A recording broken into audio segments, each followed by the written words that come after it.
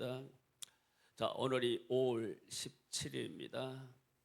자, 1980년 5월 17일 날 밤에 계엄군이 투입이 되고, 그리고 5월 18일 날부터 이렇게 계엄이 시작이 됐습니다.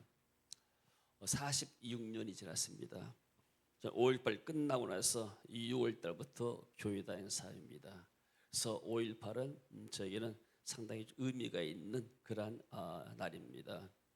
그때 저는 전남대학교 3학년으로서 이렇게 5.18 데모에 참여했던 사람입니다. 5월 16일 날 토요일 날 우리가 도청에서 횃불을 들고 저 산수 오거리 거쳐서 교대로에서 또 평양동에 가지고 이쪽 도청에 다시 모였던 그런 행진도 같이 참여를 했어요. 그리고 5월 18일 날 월요일 날 아침에 학교에 가보니까 전대 정문 앞에가 계엄군들이 바리게이트 치고 있는 거예요. 그래서 첫 시간 강의를 9시에 갔는데 못 들어가고 버스 타고 다시 되돌아왔어요. 두 번째 시간 10시에 시작하는 수업은 학생들이 많았어요. 그래서 그때부터 이제 학생들이 들어간다 못 들어가면서 돌 던지면서 이렇게 5.18 운동이 시작이 된 겁니다. 그 기간 동안에 저는 한 2주 됐죠. 2주 동안에 27일 날 끝날 때 한 열흘 됐지 않습니까? 같이 이제 시민과 더불어서 데모하고 또 뭐 도청에서 나중에 시민군이 장악했을 때 도청에서 총 들고 보초 썼던 사람이에요. 그러다가 이제 나왔는데, 내가 그때 5.18 끝나고 나서 내가 만약에 죽었으면 내 영혼은 어디 갔을 것인가, 이런 생각이 들었습니다. 그리고 그 당시에 이렇게 5.18 때 사람들이 시체를 싣고 와서 상무관이라는 그 체육관이 있었어요. 거기다가 이렇게 하는데 그걸 보면서 사람 죽고 나니까 그냥 관에다가 태극기나 휘둘러 가지고 시체를 이렇게 넣어놓은 거예요. 근데 어떤 시체 보니까 손이 나와 있고 발이 나와 있고, 그러니까 죽으면은 이염 물렀잖아요. 딱 사진을 묻는데 시간이 지나면 굳어버려요. 염이 안 되는 거예요. 그래서 관 밖으로 손이 나오고 밖에 나온 거예요. 그래서 그런 걸 보면서 5.18이 끝나고 나서 제가 생각했을 때, 내가 만약에 5.18 때 죽었다면 내 영혼은 어디 갔을 것인가. 내 친구가 전도하기를 난 예수님 안 믿었기 때문에 지옥 갈 것 아닌가. 그래서 내가 교회를 다녔다 해서 6월 달부터 제가 교회를 나가기 전에 하루에 1시간씩 신약성경을 읽었어요. 한 열흘 동안 읽으니까 다 읽어지더라고요. 그때 제가 은혜를 받았어요. 왜 예수를 믿어야 되고 신앙생활은 어떻게 해야 되고, 그때부터 지금까지 제가 하나님을 믿고 또 지금까지 하나님의 주신 특권 가운데서 복음을 전하는 특권을 가지고 지금까지 지내왔습니다. 자, 생각해보니까 만약에 내가 예수를 안 믿었으면 내가 이렇게 데모하고, 또 난 적극적인 가담자 아니었지만 데모하고 정치적인 길로 나갔으면은 국회의원 좀 하지 않았을까, 그런 생각도 해요. 근데 나는 내가 국회의원 한 것보다도 뭐 도지사 뭐 시장 한 것보다도 더 같이 있는 일을 하고 있다는 것에 자부심을 느낍니다. 우리 아버지도 시골에 면장하셨거든요. 그래서 내가 국회의원 선거하는 거 뭐 정치장 같은 거 좀 약간 어렸을 때 들었거든요. 그래서 내가 이제는 민족에서 사는 것이 아니고 나는 이제 하나님 나라의 광주의 복음을 해서 살아야겠다, 이런 마음 가지고 제가 목회를 시작을 했습니다. 자, 하나님의 은혜인 줄로 믿습니다. 자, 오늘 요시야라는 인물에 대해서 좀 말씀을 드리겠어요. 저는 성경을 읽으면은 진도가 안 나가요. 왜냐하면 그 말씀을 통해서 왜 이런 메시지가 나왔을까, 이 사람의 배경이 어땠겠을까, 이거 파다보게 되면은 진도가 나은 게 문제가 아니에요. 성경은 통으로 한번 읽어도 중요한데 세세계 이렇게 좀 깊이 파고드는 것도 중요하다. 자, 요시야는 성경에서 말하기를 가장 개혁적인 인물로 변합니다. 그의 할아버지가 히스기야였어요. 히스기야는 그 당시에 만년에 있던 모든 우상들을 전부 다 타파했어요. 쉽게 말하면 개혁가입니다. 올라오려면 새로운 대통령이 나와가지고 기존의 모든 질서들, 잘못된 질서들을 다 타파해버리고, 또 우선 이렇게 이런 악법도 있지만은 이렇게 관습법도 많이 있잖아요. 조항들을 모두 다 삭제해버리고 정말로 하나님을 섬길 수 있는 나라와 시대를 만들어 놨어요. 이런 왕이 아파서 병들어 죽게 됐어요. 그때 히스기야가 벽을 향해서 눈물로 하나님께 기도합니다. 하나님, 내 생명을 살려주세요. 하나님, 내가 지금 젊은데 죽으면 안 되지 않습니까? 나는 아직 후손도 없어요. 그리고 하나님, 내가 지금까지 해왔던 선한 갈 좀 기억해 주세요. 내가 우상 타파하고 열심히 하나님 섬기라고 전국적으로 내가 이렇게 캠페인 부르지 않습니까? 하나님이 그 눈물 기도를 받으시고 선지자를 보내가지고 네가 15년을 더 살겠다. 수명을 연장시켜줘요. 그래서 15년 살죠. 15년 산 동안에 히스기야가 뭘 했을까요? 므낫세라는 아들 낳았어요. 그래서 므낫세가 12살이 될 때 히스기야는 15년 차 가지고 죽었습니다. 그러면은 이 아들 므낫세는 그 위대한 신앙의 아버지, 신앙의 개혁가로 알려진 이 히스기야의 아들이잖아요. 근데 12살이 됐는데 이 사람이 왕이 되는데 그 당시에 므낫세는 가장 또 악한 왕이었어요. 이 사람이 얼마를 다스렸는가? 55년 동안을 이스라엘 다스리면서 자기 아버지가 해놓았던 모든 것들을 다시 다 철폐해버려요. 성전에다 우상을 세워놓고 그리고 모든 이제 잡신들을 다 끌어들이고 무당 박수들 여기 내세우고 이런 옛날 모습으로 다시 돌아가 본 거예요. 이해가 되지 않잖아요. 아니, 자기 아버지는 나라의 모든 것들을 다 바꿔버렸는데 이 아들이 다시 또 되돌려본 옛날 것으로. 왜 이런 일이 벌었을까? 므낫세 당시에 므낫세는 자기 아버지의 하나님, 아버지가 맺던 하나님을 예배드리는 모습을 눈으로 봤지만 자기 개인적으로는 만나지 못했어요. 그리고 그 당시에 개혁을 하면은 기득권 세력 있잖아요. 이 유대의 기득권 세력은 뭐였냐면은 저 아수르가 당시 굉장히 강한 나라였어요. 근데 우상 섬기잖아요. 근데 아수르 사람들과 어떤 면에서 동맹 맺고 그 사람들과 같이 연결돼서 그래서 아수리의 그런 우상들을 갖다가 성전에 놓고 그러면서 섬기면서 같이 합친 정치를 쓴 거예요. 귀족들이.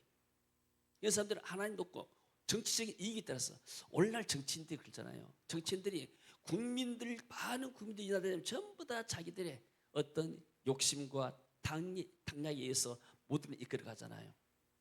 그러니까 그런 것들을 귀족들과 어떤 기득권의 세력들을 다 봐면서 거기에서 이 개혁을 하려니까 얼마나 어려워요.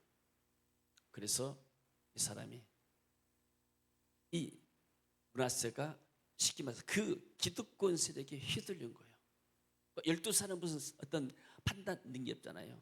주변에 어떤 사람들이 있는가. 그 기득권 세력들이 다시 옛날에 되돌아버린 거예요.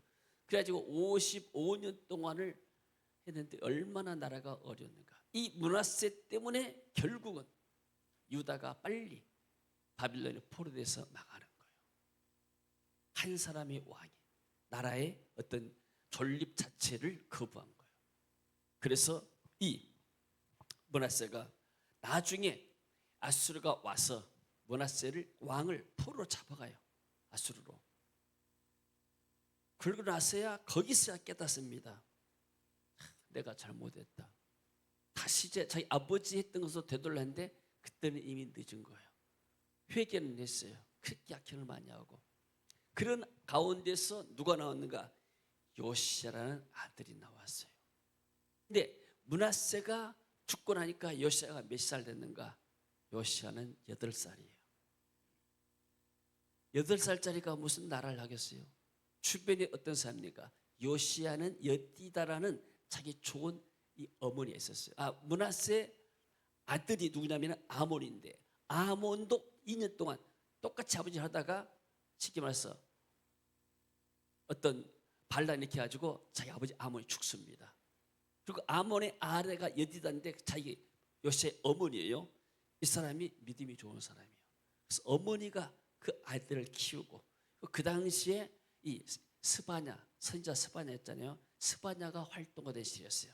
선지자로서. 그러니까 이 요시야는 스바냐의 영향을 많이 받고, 나중에는 에레미야가 이제 좀 10대에서 성장한 걸 아니까 20대 되니까 에레미야가 나타나가지고 많이 돕고, 제사장 hil기야가 있고, 또 여섯 선지자 홀다가 있고, 좋은 멘토들이 많이 있었어요. 그래서 이 사람들에게 휘둘려가지고 신앙을 배우면서, 그리고 이 사람이 16살 때 하나님을 만난 인카운터니까 하나님을 만났어요. 개인적으로 하나님 만나고 나서 그때부터 개혁이 시작이 된 거예요. 그래서 자기 아버지 히스기야 했던 것보다 훨씬 더 큰 개혁을 이루어냅니다. 자, 남북의 역사를 보게 되면 우리가 이렇게 가장 중요한 것이 성경이잖아요. 성경을 통해서 하나님의 역사를 알고, 두 번째는 역사를 통해서 하나님을 배웁니다.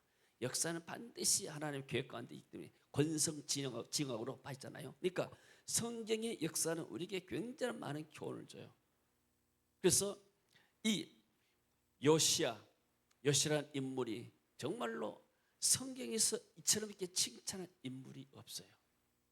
자, 그러면 우리는 이 남북한의 왕조 시대가 있습니다. 남북한이 이제 솔로몬 이후에 남쪽과 북쪽으로 나눠져 가지고, 근데 남쪽은 345년, 북쪽은 한 210년 정도, 210년 정확하게 말해서 몇 년이냐면은 345년, 그 다음에 209년 정도 이렇게 해서 전속이 돼. 남쪽 유다가 더 많이 원래 전속이 됐죠.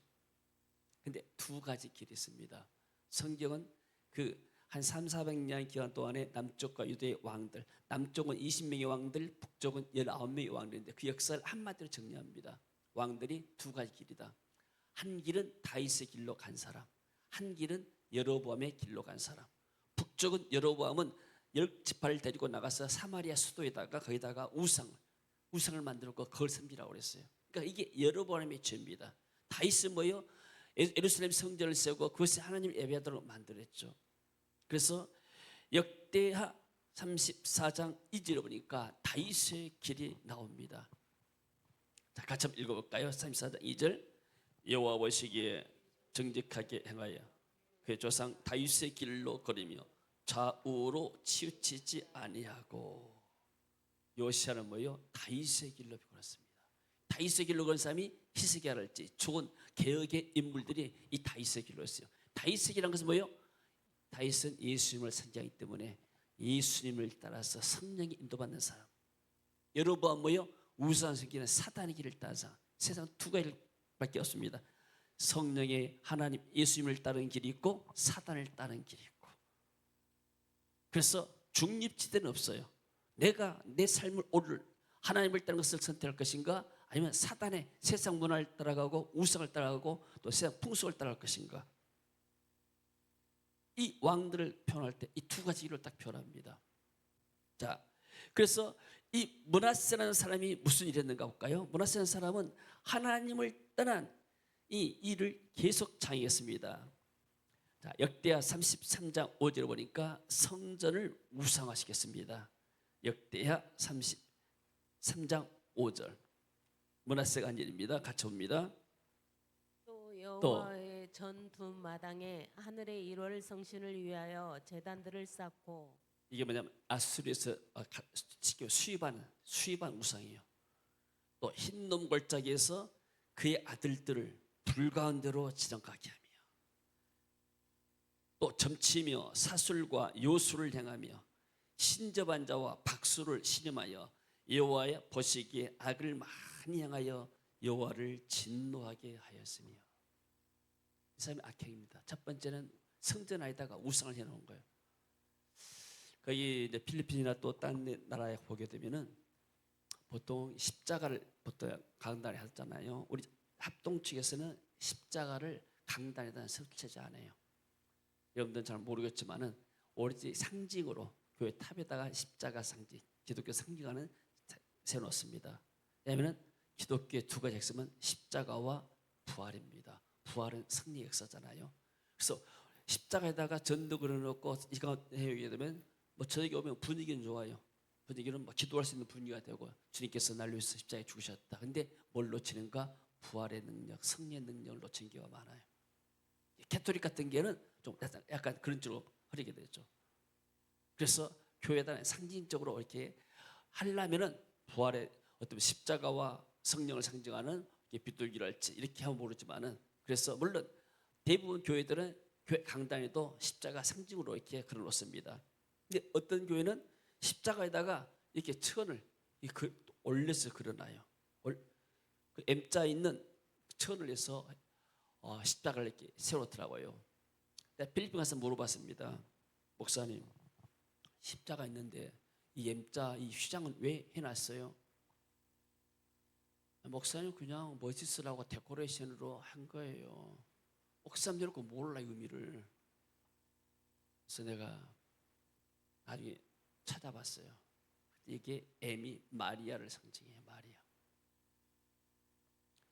십자가에서 예수께서 뭐라고 말씀했어요? 테텔레스타이, 헬라어로 모든 값을 다 지불했다. 테텔레스타이. 상업적인 용어예요. 모든 죄걸 다 지불했다.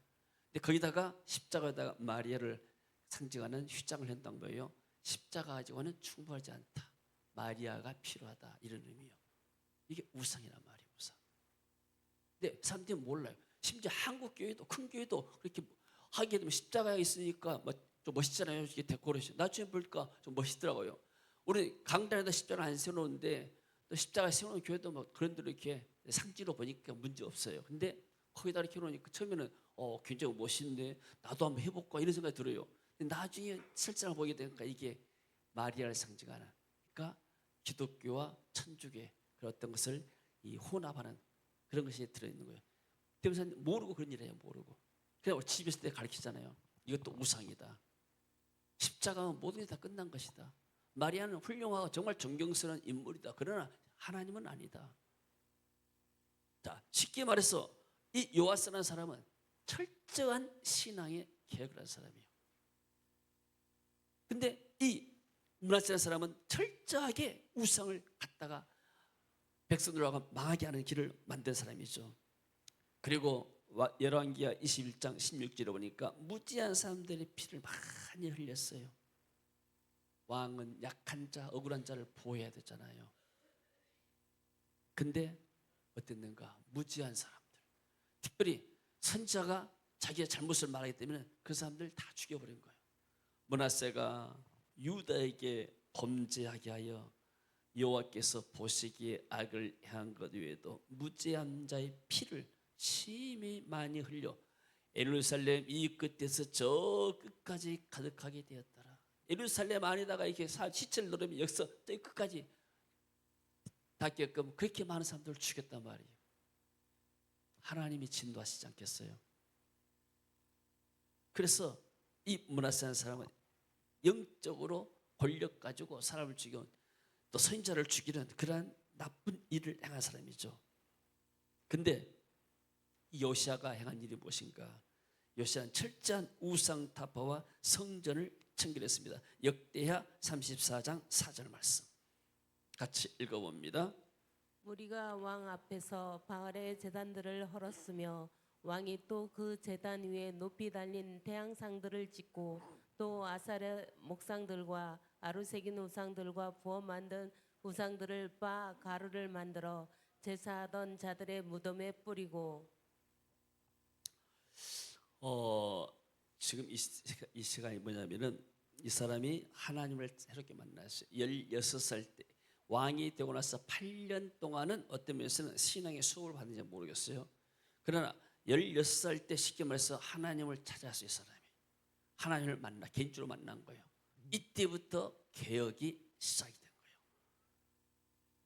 그래서 아직도 어렸을 때 왕이 있어 이제 8년 내 그의 조상 다윗의 하나님을 비로소 찾고 제 12년에 하면은 쉽게 말하면 20살 때 유다와 예루살렘을 비로소 정결케 하여 뭐요? 성전을 정결했단 말이에요. 그 산당들과 아스람 목상들과 아로새긴 우상들과 부만든 우상들을 제거하여, 그러니까 쉽게 말해서 성전과 성전 밖에 있는 널려져 있는 우상 단지를 다 없애버린 거예요.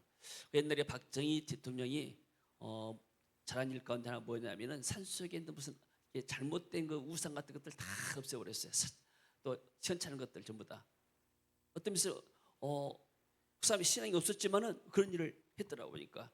그러니까 쉽게 말해서 그 당시에 만연해 있던 잘못된 그런 우상 단지들을 상과 드리는 우상들 전부 다 없애버린 거예요.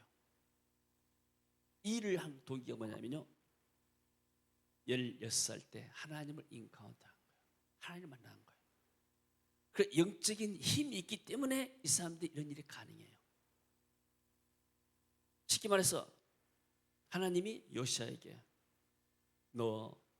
네 아버지가 했던 악행들을 전부 다 제거하고 네 할아버지 히스기야 본을 따라라, 이런 음성을 들려준 것 같아요. 그러니까 거기에 힘이 입어가지고 이 사람이 이런 일을 하는 거. 여러분, 이렇게 힘이 없으면 일할 수가 없는 거. 하나님 보시는 힘이 있기 때문에 이런 우상들, 더구나 우상과의 싸움은 영적인 전쟁이 얼마나 사람이 발악하고 반대하겠어요. 그것을 이길 수 있다는 것은 뭐예요? 그만큼 사람이 영적으로 강하다는 것이고 주변에 그를 도울 수 있는 그런 영적인 그런 세력이 있다는 거예요. 자기 어머니의 신앙, 또 제사장, 그리고 또 선지자, 대제사장이 hil기야인데 이 사람도 있고, 스바냐랄지 에레미야랄지 좋은 영적인 멘토가 있었기 때문에 이 시대에 이런 일이 가능했습니다. 할렐루야. 그래서 그 다음에 이 사람의 말씀 앞에 역대하 34장 19절 말씀 같이 있습니다. 역대하 34장 19절. 또 문지기를 틀리죠? 왕이 율법의 말씀을 듣자 곧 자기 옷을 찢더라. 성전을 청결하다가 제사장이 율법책을 발견했어요. 히스기야 왕 때 썼던 것들을 와서 읽으니까 이 왕이 그 말씀을 듣고 우는 거예요. 옷을 찢으면서 회개하는 거예요. 세상에 하나님 이렇게 말씀하셨구나. 여러분, 우리가 말씀에 반응을 해야 돼요. 예수님께서 그랬잖아요. 마음이 밭이 돌밭 같은 마음, 길가 같은 마음, 가시밭 마음, 옥토가 있다. 옥토에 떨어져야 100배 열매를 맺는다.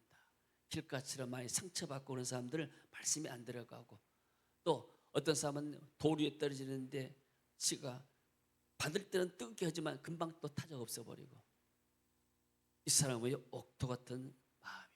하나님의 말씀이 오니까 그대로 100% 받아들이는 거예요. 할렐루야. 여러분, 말씀이 믿어진 것이 은혜입니다. 말씀이 믿어진 것이 축복인 줄로 믿습니다. 이 사람이 지식적으로 하나님 만난 게 아니에요. 그래서 왕이 율법의 말씀을 듣자 곧 자기 옷을 찢더라. 많은 청소년들이, 많은 사역자들이 집에서 와서 그들의 마음을 찢습니다. 회개합니다. 지난날 되돌아보고. 여러분, 여기 온 사람들이 그냥 새신자들이 오면 견딜 수가 없는 것이, 이건 다 자기 교회에서 출중한 리더들만 오는 거예요. 그런 사람들이 뭘 모르겠어요. 설교도 잘하고 기도도 잘하고 전도도 잘하고 사역도 잘한단 말이에요. 그런데 이분이 왔단 말이에요. 와서 뭐 그들이 말씀을 듣고 마음을 찢는 거예요. 그 다시 한번 하나님의 은혜를 체험하고 다시 한번 하나님을 만나는 리인카운터가 된 겁니다. 할렐루야. 이 옥토 같은 마음들을 불러가지고 훈련시킬 때 이들이 더 나은, 또 더 열매 맺는 사역을 감당해 될 줄로 믿습니다. 여러분, 우리가 이렇게 이런 사역을 한다는 것이 단순히 우리가 어떤 이렇게 이들이 와서 우리가 편히 반다고 해서 우리가 이렇게 단순히 이 사람들 숙소 제공하고 밥 해주고 또 토요일 날 관광시켜주고 그런다고 해서만 오지 않습니다. 왜요? 말씀을 사모하고 더 깊은 은혜로만 받아보죠. 그때 열망이, 내가 지금 사역관에서 뭐가 부족한가, 내가 부족한 부분을 이 집에서 한번 찾아보겠다, 그런 열망을 가진 사람들이, 목사들이 오고 청소년 리더들이 오고 훈련을 받잖아요. 이번에는 좀 이렇게 좀 전문 직종에 일하는 사람도 많이 왔어요.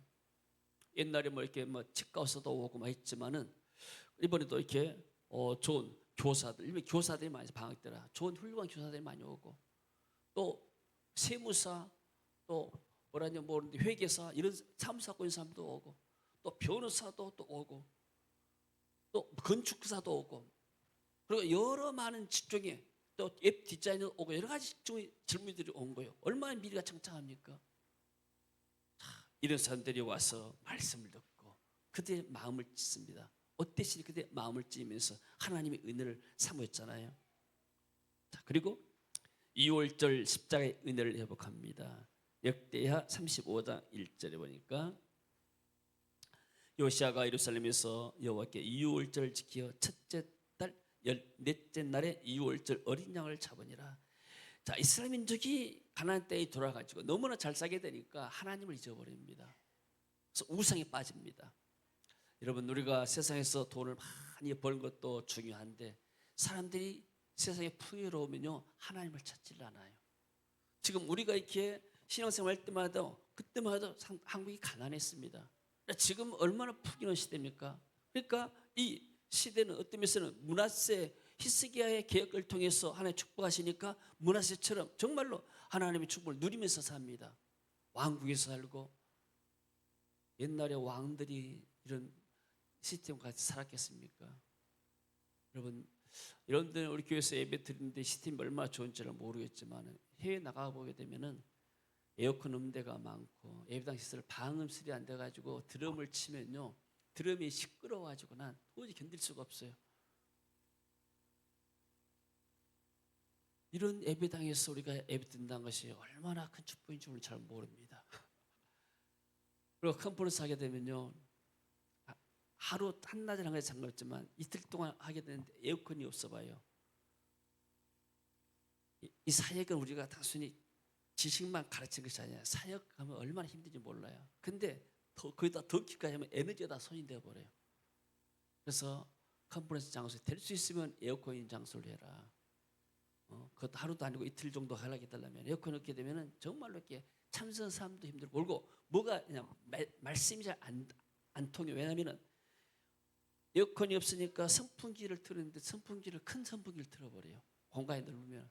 그러면 선풍기 큰 소리 때문에 메시지가 그때가 전달이 안 돼요. 그래서 그런 환경 가운데서 좋은 환경 가운데서 자란 므낫세가 하나님을 알지 못했던 것은 개인적인 만남이 없단 말이에요. 제가 이 히스기야 므낫세를 생각하면서 생각해 봅니다. 히스기야가 생명 연장에서 15년을 살았잖아요. 내가 히스기였다면 어떤 일을 했을까? 여러분이 히스기야 왕이었다면 15년 동안 뭘 했을 것 같아요? 모든 것이 잘 되어 가야죠. 그리고 우상 숭배도 다 타파했고 개혁도 성공적으로 마무리했어요. 물론 그 잔존 세력들, 귀족 세력들할지 기존의 기득권 세력들이 불만을 갖고 있었지만은 그러나 그들이 표출을 못하고 그대로 잠재 있는 거예요. 이것들이 나중에 므낫세 때 일어나잖아요. 생각해 봅니다. 히스기야가 이 GBS를 했어야 된다. 학교를 만들어 놓고 청소년들을 불러가지고 10년 동안 훈련시켜봐요. 육군사관학교 4년 훈련시켜가지고 장교 만들어버리잖아요. 그 왕국이 가지고 12지파의 조수 가운데서 가장 유망한 청소년들을 모아라. 다니엘 또 베드락 사다 이런 사람들을 모아라. 그래서 이 사람들을 훈련시켰다면 뭐예요? 그 요시아의 그 므낫세의 그 아들 가운데서 므낫세가 약하다 할지라도 그런 사람들 때문에 어떤 면에서는 이 영적인 개혁이 계속해서 탄탄 대를 이뤘을 거예요. 근데 히스기야는 그런 일을 못했어요. 므낫세가 어리니까 신앙을 교육을 시켜봤자 아직도 이렇게 못하고 그리고 또 그의 주변의 사람들이 나중에 왕권 잡고 나니까 주변의 사람들이 정치가들이 이렇게 그 사람들 선동해서 악행으로 빠지게 만든 겁니다. 여러분 정말 우리가 이렇게 하고 있는 일들이 하나님께서 우리를 축복하신 줄로 믿습니다. 여러분들이 정말로 땀 흘리고 어떤 순교의 정신으로 하고 있지만은 여러분들이 하나님 나라 가게 되면 알게 될 것입니다. 이게 정말로 하나님이 행하신 일이었구나. 이게 정말로 가치 있는 일이구나. 여러분이 흘린 땀방울 하나가 하나님의 큰 영광이 되고 축복이 될 줄로 믿습니다. 이것을 해서 만약에 내 개인적으로 해서 내가 뭐 영광 얻고 돈 얻고 뭐 한다 하게 되면은 그건 이기적인 것이잖아요. 그러나 우리가 희생하면서 내 것도 희생하면서 하는 것들이기 때문에 정말로 십자가의 정신으로 예수께서 우리를 위해서 생명을 받았죠. 우리도 우리의 삶을 복음을 위해서 버리자. 또 제자를 세운 데 버리자. 이 후대를 세우지 못하면 결국 실패한 겁니다. 히스기야 계획이 성공했지만은 그러나 후대를 세우지 못한 거예요. 그래서 실패한 겁니다. 그래서 이 유월절에서 히스기야가 유월절 지켰어요. 북한에 있는 쉽게 말하죠. 북쪽에 있는 이스라엘 사람들도 와서 유월절 지키자니까 반대했는데 어떤 사람들이 와서 유월절을 지켰어요. 근데 이때 이 요시야는 뭐예요? 전국적으로 오리지널로 그 당시에 이제 히스기야 지켰던 유월절은 좀 일주일간 늦게 했어요. 왜냐하면 뭐가 준비가 덜 돼가지고. 근데 이때 이 유월절 지킨 것은 뭐라고 했어요? 선지자 사무엘을 이유로 이스라엘 가운데서 유월절 이같이 지키지 못하였고 언제나 지켰단 말이에요. 히스기야 때 지켰지만은 이기까지는 못했어요. 이스라엘 모든 왕들도 요시야가 제사장들과 레위 사람들과 모인 온 유다와 이스라엘 무리와 예루살렘의 주민과 함께 지킨 것처럼 이월절을 지키지 못하였더라. 성경에 기록하잖아요. 하나님이 얼마나 이 사람을 기뻐했겠습니까? 할렐루야. 우리는 이런 요시야 같은 사람을 만들어내야 할 줄로 믿습니다. 아멘. 아멘. 너무 힘을 많이 쏟아가지고 아멘할 힘도 없나요? 할렐루야. 아멘. 할렐루야. 아멘. 자, 그래서 우리가 어떤 교훈을 받게 되는가? 므낫세를 생각하면서 므낫세는 못된 신앙이에요. 개인적인 만남이 없으면 우리의 자녀들도 개인적인 만남이 없게 되면 세상에 나가게 되면 사단에게 휘둘려요. 사도 바울이 그랬잖아요. 참, 이분은 사도 바울은 성령도 충만하고 아는 것도 많고 또 로마 시민이 있기 때문에 로마 병정을 나왔어요. 우리가 우리 자녀들을 세상에 내보낼 때는 전쟁터에 내보내는 것이다. 우리의 싸움은 혈과 육이 아니다. 육신으로 우리가 뭐 씨름을 듣기 싸우는 것이 아니다. 우리의 싸움은 저 하늘에 있는 악한 영들, 세상의 신들, 옛과의 싸움이다. 그래서 에베소 6장 11절에 보게 되면 영적인 싸움에서 말하잖아요. 무장을 해라. 머리에 투구를 쓰고 의에 흉비를 붙이고 그리고 갑옷을 입고 또 칼을 차고 방패를 차고 가거라. 우리 자녀들을 어떻게 보내야 되는가? 고등학교 졸업하고 내 품 안에서 나가게 되면 대학부터는 사회생활입니다. 어떻게 보내야 되는가? 세상의 물리에 세상 불의의 우상의 문화에 흡지 않게끔 이들을 무장시켜야 돼요. 무장시킨 것이 가정에서 므낫세도 날마다 예배 드리고 자기 아버지 밑에 시키 말에 올라올 말이면 경건한 집안에서 살았잖아요. 근데도 본인이 하나님 만나 못하니까 이런 일이 벌어진 거예요. 그래서 자 그러면 어떻게 해야 되는가? 이런 훈련학교에 있으면 좋은 훈련학교에 있으면 가서 훈련받고 그리고 그 사람들 훈련시켜주잖아요. 학교에서 세상 정하는 법을 가르쳐주는 것처럼. 그래서 신앙은 개인적이다. 그리고 부모가 반드시 신앙을 해서 자녀들이 다 그렇게 따르는 것은 아니에요. 각자가 하나님 만나야 돼요. 반면에 요시야는 뭐예요? 가장 악한 왕 할아버지가 므낫세예요. 아버지가 아몬인데 아몬도 우유부단해가지고 아버지 길로 그대로 따라가다가 2년 만에 그냥 죽었어요.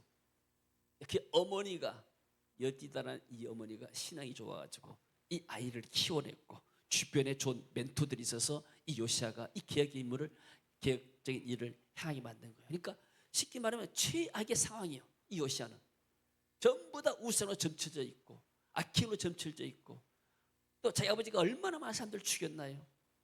그럼에도 불구하고 이 사람이 신앙을 가지고 역대 이스라엘 왕 가운데 최고의 왕이 됐잖아요. 할렐루야. 그래서 우리가 하나님의 역사는 알 수가 없는 겁니다. 내 자녀의 신앙도 내가 마음대로 할 수가 없는 것이고 우리 후대들의 신앙도 마음대로 할 수가 없는 것이고요. 모두가 다 하나님을 개인적으로 만나야 할 줄로 믿습니다. 우리가 못하니까 그런 분위기 환경 가운데 들어가도록 우리 GBS에 참여한 우리 청년들이 많아요. 심지어 우리 태국에 또 갔잖아요. 우리 아영 집사하고 은지 집사도 가고 그랬잖아요. 그럴 때 청년 때가 싸움 받은 은혜가 평생 가는 거예요. 그것이 모멘텀이 되어가지고 동기부여가 되어가지고 지금 생각하면 그때 그 아이들이 다 믿음으로 다 섰어요. 현장에서. 그리고 다 이렇게 직장 가지고 또 어떤 사람들 사역하면서 나름대로 이렇게 하잖아요. 한 번 받았던 그때 은혜들이 정말 이렇게 놀라운 역사들 삶의 열매를 나타낸 줄로 믿습니다. 근데 이 요시야도 안타까운 게 뭐냐면은 이 사람이 39세에 죽었어요. 31년 통치하고 죽었습니다. 아깝잖아요. 왜 죽었는가? 아수르가 이제 망해가고 바벨론 나라가 이제 올라와요. 근데 이 이스라엘은 아수르와 원수요. 쉽게 말하면 이 아수르가 빨리 망했으면 좋겠어. 근데 바벨론이 이제 쳐들어오는데 바벨론이 쳐들어오는데 압수를 치는데 애굽 사람들도 아수르 편에 들어가 바벨론 편에 들어가지고 아수르 편에서 바벨론 치러 아수르를 도우러 옵니다. 애굽 사람이 바벨론이 너무나 크지만은 자기도 위험하니까 아수르를 도우러 오는데 이 유대 입장에서 볼 때는 아수르는 빨리 망해야 되는데 애굽이 돌아와가지고 오면 안 되잖아요. 그러니까 아수르가 망하도록 애굽군들을 막는 거예요. 그래서 전쟁에 나갔습니다. 애굽이 이제 유대 이스라엘 거쳐서 북쪽으로 아수르로 가야 됐잖아요. 근데 아수르 왕이 나와서 말합니다. 여호와스 왕이시여, 우리는 당신과 싸울 의사가 없습니다. 하나님께서 내게 말씀을 하셨습니다. 우리 가서 바벨론을 쳐부순 것이 아수르를 쳐부순 것이 하나님의 뜻입니다. 왕은 하나님의 말씀을 들으소서. 이렇게 말합니다. 성경처럼 한번 찾아볼까요? 35절 역대야 35장에 뒷부분에 나와요. 찾아봐요. 근데 이 여호와스가 우리 민족은 아수르를 싫어한다. 아수르가 빨리 망해야 된다. 민족적인 어떤 열심, 민족적인 열심이 있어가지고 그 말을 듣질 않았어요. 하나님 분명히 경고했거든요. 자, 느고라는 사람이 말하는데 요시야 말하죠. 같이 읽어봅니다. 느고가 요시야에게 사신을 보내어 이르되 유다 왕이여, 내가 그대와 무슨 관계가 있느냐? 내가 오늘 그대를 치려는 것이 아니요 나와 더불어 싸우는 족속을 치려는 것이라. 하나님이 나에게 명령하사 속히하라 하셨은즉 하나님이 나와 함께 계시니 그대는 하나님을 거스르지 말라. 그대를 멸하실까 하노라 하나. 요시야가 몸을 돌이켜 떠나기를 싫어하고 오히려 변장해서 그와 싸우자 하여 하나님에서 나오는 누구의 말을 듣지 아니하고 무기또 골짜기를 싸울 때 활 쏘는 자가 요시야 왕을 쏜지라. 왕이 그의 신하에게 이르되 내가 죽을 살려고 했으니 나를 도와 나가게 하라 했는데 이 사람이 그 부하들이 그의 병거를 내리게 하고 그의 버금 병거에 태워 예루살렘에 이른 후에 그가 죽으니 치료도 받지 못하고 죽었어요. 그의 조상들의 묘실에 장사했더니라. 온 유다와 예루살렘 사람들이 요시야를 슬퍼하고 에레미야가 그를 위하여 애가를 지었고 모든 노래하는 남자들과 여자들은 요시야를 슬피 노래하니 이스라엘의 규례가 되어 오늘날까지 이르렀으며 그 가사는 애가 중에 기록이 되었더라. 에레미야가 애가를 썼는데 애가는 유다가 멸망하고 박아서 쓴 애가고 여기서 지금 조사 같은 조시 같은 것을 써서 백성들이 노래하게 만들었어요. 39세의 창창한 나이에 이 사람이 한 30년만 더 다스렸어도 유다가 훨씬 더 좋았을 것인데 아깝잖아요. 사람은 완벽한 사람은 없어요. 그러잖아요. 자기의 민족적인 열심, 하나님의 역사 수레바퀴 가운데서 이제는 아수르가 망하고 바벨론이 흥하는 그런 역사의 수레바퀴인데 그것을 거슬러 가야 되니까 결국은 이런 역사가 나타난 겁니다. 자, 우리는 하는 일이 집에서는 영적인 사관학교입니다. 단순히 논산 훈련소가 아니고 그래서 여기에서 이들의 영적으로 훈련받게 만들고 정신적으로 또 이렇게 훈련받아서 정말로 시대를 살릴 그런 인물들을 만드는 것이 이 사관학교예요. 물론 신학교들이 다 있습니다. 우리도 좋은 한국에서 제일 좋은 보수신학교도 나왔잖아요. 신학교 나와가지고 다 된 게 아니에요. 지식 가지고 모두 다 된 거 아니에요. 우리 사라 목사, 권 목사도 미국에서 침례교 5대 가장 좋은 침례교였어요. 미국이 얼마나 나라가 큽니까? 거기에 5, 6개 가장 좋은 침례교 신학대학원이 있어요. 거기 졸업한 사람이에요. 그러니까 알아주는 신학교 졸업한 사람들이에요. 근데 그것 가지고 다 된 게 아니에요. 뭐요? 성령의 은혜를 입어야 돼요. 할렐루야. 그래서 이 집에서는 뭐요? 저녁마다 성령의 은혜 받는 시간 같잖아요. 말씀 묵적하고 기도하고 이때 막 회개하고 물론 공부 시간에도 우리가 지식을 넣고 그때도 공부했지만은 마찬가지로 우리가 지배스를 통해서 오순절 마가의 역사였던 성리 역사를 다시 한번 전하면 이 사람들 우리도 알지 못하는 그런 능력 받아 나가지고 복음 전하고 이 사람이 탁월한 리더가 되는 겁니다. 21년 전에 저 혼자 가서 필리핀 가서 훈련 받고 와서 이것을 한국에서 저 혼자 이렇게 시작했잖아요. 그때 50명 훈련 받지만 이 사회가 혼자 지금까지 한 사람은 나 혼자뿐이에요. 그리고 우리 교회가 하고 우리 네트 교회들이 같이 했잖아요. 그래서 얼마나 많은 열매들이 나오겠습니까? 자, 저는 정말 이렇게 이 히스기야를 보면서 정말로 이런 GBS를 좀 국제적인 학교로 만들어가지고 좀 시스템에서 만들어가지고 전 세계 사람들을 끌어다가 좀 젊은이들을 훈련시키면 좋지 않겠는가 그런 생각이 듭니다. 하나님께서 허락하시면 그런 일도 일어나게 될 줄로 믿습니다. 지금 필리핀에 지금 GBS 센터가 지금 이렇게 건립되고 있잖아요. 우리가 돈 안 내고 우리가 이렇게 땅 안 사더라도 지금 어떤 분들이 쳐놨어요. 우리가 GBS를 본부를 만들겠다 필리핀에다가. 그래서 우리가 기도하고 또 우리가 이렇게 그들을 이렇게 섬겨나가게 되면 하나님께서 또 어떤 일을 행할지 모릅니다. 또 그보다 더 큰 일을 행할지도 몰라요. 하나님 기뻐하시면은 세상에 모두 있는 돈들이 다 하나님의 돈 아니에요. 하나님 하시려면 만물면 뭘 못하겠습니까? 우리 믿음이 부족해서 그러고 우리 그릇이 적어서 그러지. 근데 이런 말씀을 보게 되니까 정말 이런 것들을 시타화되면 좀 복잡하지만은 그러나 이것들을 단기적으로 해서 정말 세계적인 리더를 만들면은 마지막 시대 때 추수한 때 많은 도움이 되지 않겠는가 그런 생각을 해봅니다. 자, 기도해 주시기 바랍니다. 자, 할렐루야. 자, 이렇게 요시야는 뭐예요? 좌우로 치우치지 아니했다 그랬습니다. 그의 신앙이 열왕기야 23장 25절에 보니까 다윗의 길로 가고 좌우로 치우치지 아니했다. 25절을 열왕기야 23장 25절 한번 볼까요? 열왕기야 23장 같이 한번 읽어볼까요? 요시야와 같이 마음을 다하여 뜻을 다하여 힘을 다하여 모세의 모든 율법을 따라 여호와께로 돌이킨 왕은 요시야와 전에도 없었고 후에도 그와 같은 자가 없었더라. 전무후무한 왕입니다. 얼마나 하나님께서 기뻐했습니까?